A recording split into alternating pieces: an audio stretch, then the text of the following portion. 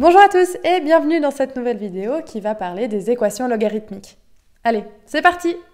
Au programme du jour, on va premièrement regarder les généralités sur ces équations. On va parler des formes logarithmiques, puis des équations forme exponentielle, et puis finalement des transformations de modèles, donc pour passer soit de la forme logarithmique exponentielle ou inversement. Commençons tout de suite par les généralités. Donc, en fait, travailler avec des équations logarithmiques, c'est être attentif à deux choses principalement. La première, ça va être de faire attention à l'ensemble des définitions. Et puis, il faut aussi bien connaître les propriétés des logarithmes. Donc, dans notre premier cas, avec l'ensemble de définitions, on va prendre un exemple. Imaginons qu'on a, je sais pas, log de x plus log de 5 moins x est égal à 6. Là où il faut faire attention, c'est qu'en fait, l'intérieur d'un log, ça doit être toujours strictement positif, strictement plus grand que 0. Donc ici, je sais que x doit être plus grand que 0, et puis 5 moins x doit être également strictement plus grand que 0, soit x doit être plus petit que 5. Donc ici, mon ensemble de définitions, j'ai que x appartient à 0 non compris jusqu'à 5. Donc voilà, quand on a trouvé l'ensemble de définitions, ce qui est important après, c'est de vérifier que là où les solutions qu'on trouve appartiennent bien à cet ensemble de définitions. En ce qui concerne les propriétés des logarithmes, il y en a 3 à bien savoir. La première, c'est log de x plus log de y, ça fait le log de x fois y. Log de x moins log de y, ça fait log de x sur y. Et puis, troisième, log de x puissance y, c'est égal à y fois log de x.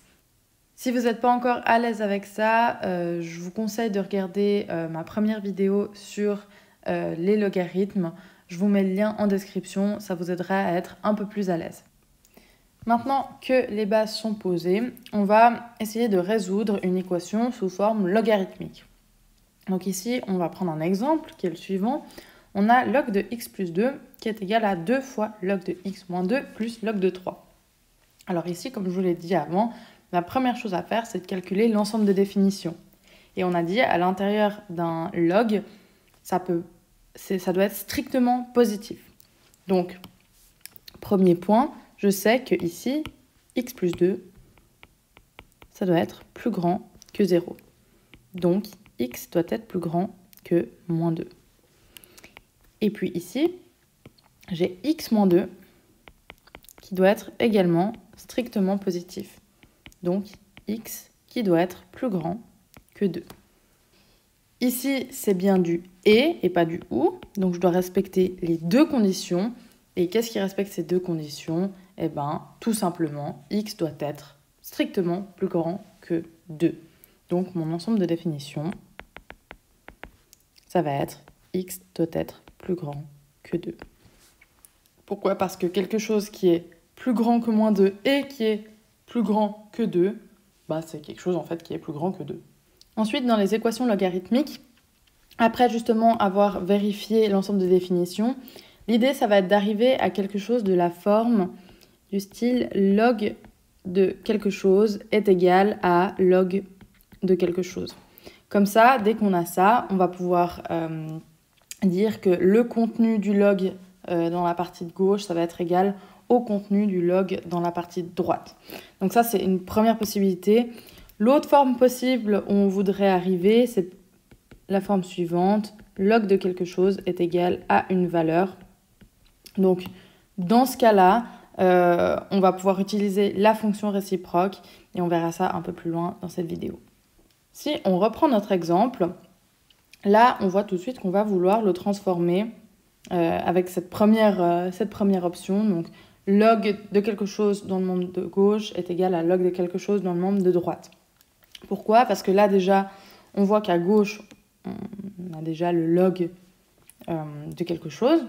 Et puis, à droite, on a plusieurs logs, mais on voit qu'avec un petit peu de travail, on arriverait à regrouper tout ça pour ne former qu'un seul log.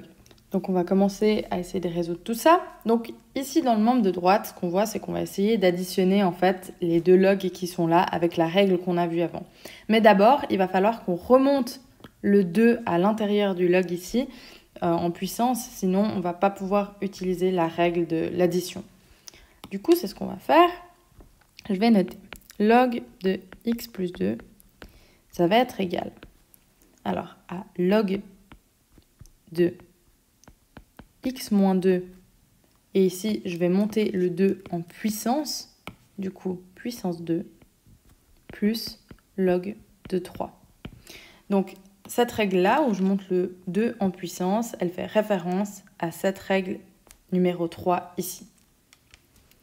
Et puis maintenant, je me retrouve avec l'addition de deux logarithmes. Et puis ça, c'est cette règle-là, l'addition de deux logarithmes, c'est comme le logarithme de x fois y. Donc la multiplication du contenu. Donc c'est ce que je vais noter. Log de x plus 2, c'est égal au log de x moins 2 au carré fois le 3 qui est ici. Et maintenant, vu que j'ai réussi à retrouver cette forme-là, donc avec un seul log dans le membre de gauche et un seul log dans le membre de droite, je vais pouvoir dire que le contenu de chaque log, ils sont égaux. Donc je vais pouvoir dire que x plus 2, c'est égal à 3x moins 2 au carré. Et puis là, je vais un petit peu développer cette partie-là. Donc je vais dire que x plus 2, c'est égal à 3 qui multiplie, alors, x carré moins 4x plus 4.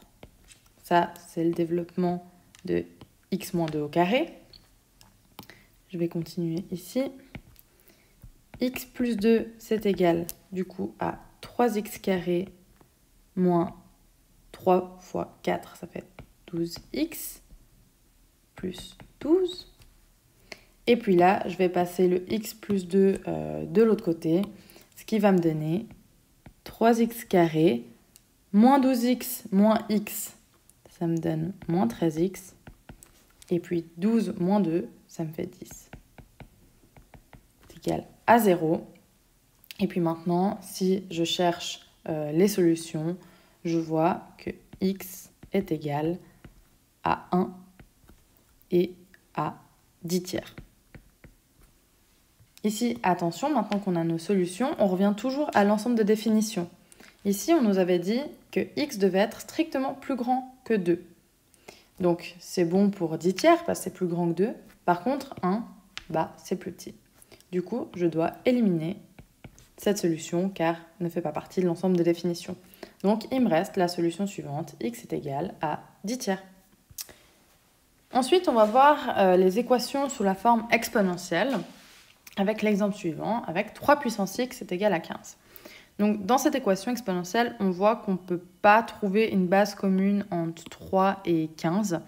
Donc, pour pouvoir la résoudre, il va y avoir deux possibilités. La première, ça va être d'utiliser la forme logarithmique, puis la règle de changement de base. Ou la deuxième, ça va être de prendre le logarithme dans chaque membre. Mais on va voir comment on fait tout ça. Alors, comme j'ai dit, la première possibilité, ça va être d'utiliser la forme logarithmique, puis règle de changement de base. Donc, c'est ce qu'on va faire. Je vais premièrement utiliser la forme logarithmique. Donc, pour changer ça, je sais que x est égal au log en base 3, qui est ici, de 15. Donc ça, je vous renvoie de nouveau à la première vidéo si vous n'êtes pas encore au clair avec cette transformation. Et puis, à partir de là, je vais utiliser la règle de changement de base.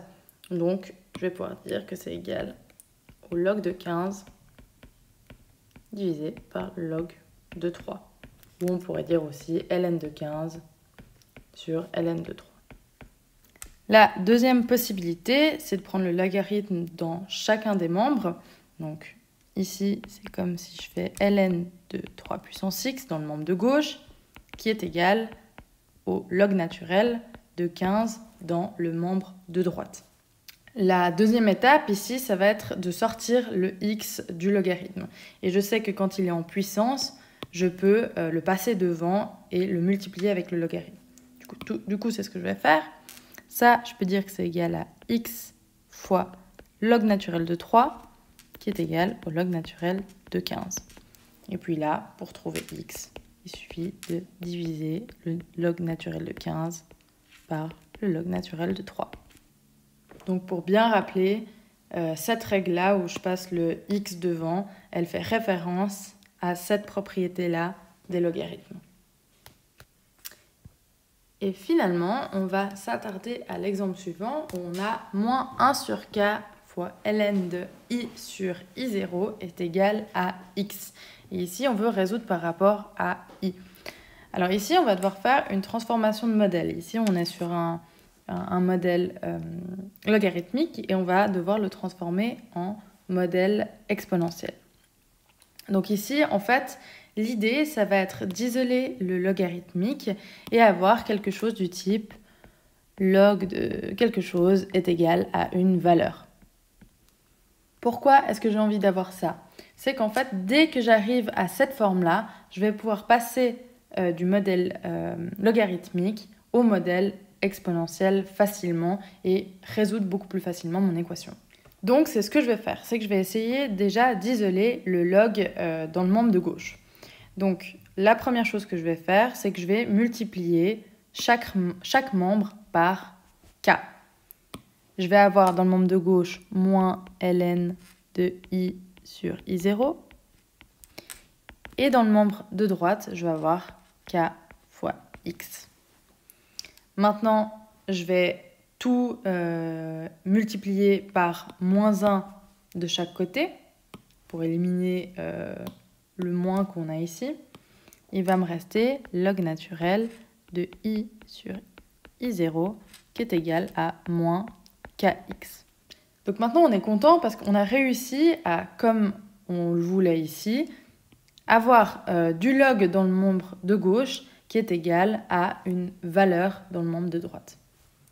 Et maintenant, on va pouvoir faire le passage à la forme exponentielle. Donc là, on va dire que i sur i0, donc le contenu du log, c'est égal à la base du logarithme.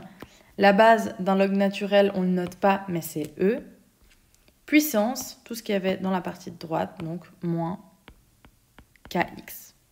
Pour rappel, si j'ai par exemple ln de x qui est égal à 3, x ici, ce serait égal à e puissance 3. Donc la base du logarithme qui est e puissance, tout ce qu'il y avait dans le membre de droite. Et puis maintenant que tout ça est fait, on va pouvoir multiplier par i0 de chaque côté. Donc c'est ce que je fais. Il va me rester i qui est égal à i0 fois e puissance moins kx. Et là, c'est cool parce qu'on a réussi à répondre à notre problème où on voulait résoudre par rapport à i. Donc voilà, cette vidéo est désormais terminée. J'espère qu'elle vous aura plu. Si c'est le cas, je vous invite à vous abonner à la chaîne ainsi que mettre un petit pouce bleu en dessous de cette vidéo. Je vous remercie beaucoup pour votre attention et je vous dis à une prochaine.